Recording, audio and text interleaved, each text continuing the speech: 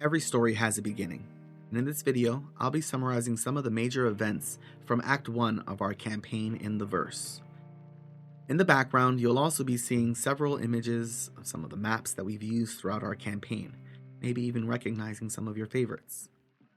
For the Request to Quest Guild, or the RAQ, it all started with a job gone wrong, or right, depending on how you look at it, but they abandoned their first job in order to seek another opportunity with Mr. Marco, a fast-talking criminal in the region known for his influence, and so changed the course of our campaign forever.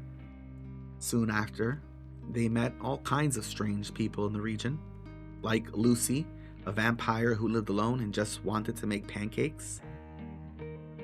They went on their first big adventure with Jeb Jeb, and started to earn a name for themselves after saving the silent freighter. This rescue proved that they could be responsible, could do more than just go out and kill things. But trouble was already brewing in the background. The Harvester, a serial killer, was confirmed to be real and active. And there were strange sightings at Canis Outpost that hinted that the Rothians were back in that region. Even with those threats looming over them, the guild continued to work. They took care of pests at the power plant, they helped to clear out frost mists, and helped begin the rebuilding. They saved Rithcaller Cyril, an important figure in the region. And more people started showing up in Canberry as it became more and more popular. Celeste Lyra, the star of the ballet, arrived in town, and the Budget Brawlers, another group of spacers, joined the scene. During all this, the guild found the first piece of the Rod of Seven Parts, a powerful and strange artifact. They saved the mayor from being killed by the Harvester, and they delivered a message from Mr. Marco to help establish peace in Pirates Cove. And they found a dragon scale at a ruined ziggurat outside of Cloudfield, discovering that these scales had great power and were of great importance. They then decoded a map that led them to a lost system hidden in the Dead Zone.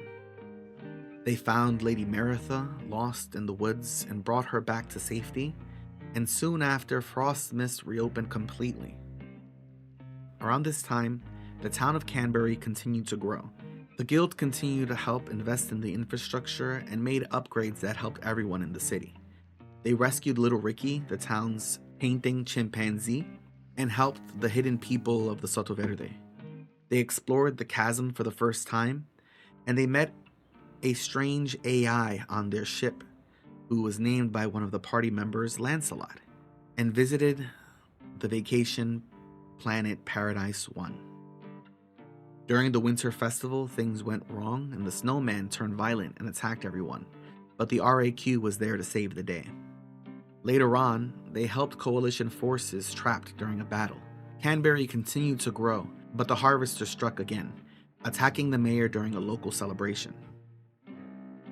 The guild found the second piece of the rod, and they helped stop a corporate plan to take over the Orbit Oasis.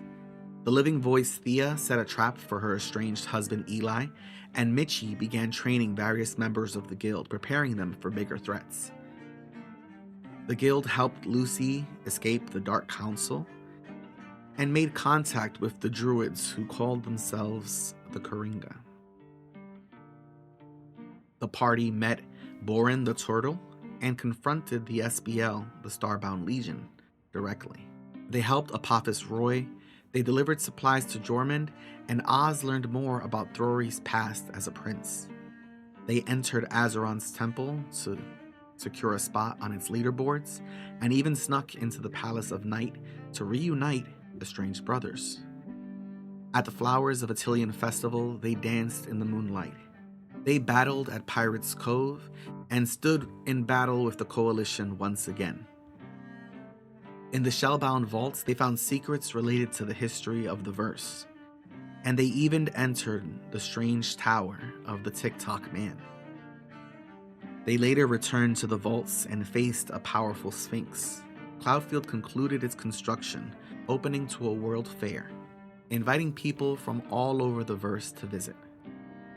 Voidco started a catalog, releasing all kinds of strange things to fill the void in your life.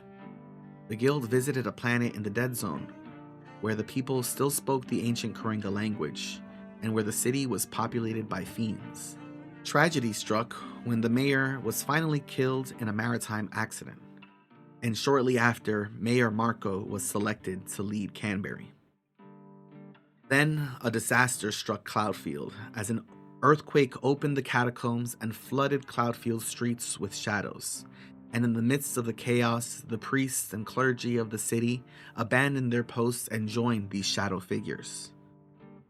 Leadership at didnt changed as Durgan, one of the members of the group, was killed. And after many adventures, all of the dragon scales were gathered, and a wish was made to restore Chandrila to its state prior to its destruction. With the wish made, and 1 year until the scales can be used again, Act 1 of our campaign in the verse has concluded. Thanks again to everyone who helped gather all this information, to the members of the Goblin Squad, and to all of my players, past and present and future, who have helped tell this wonderful story.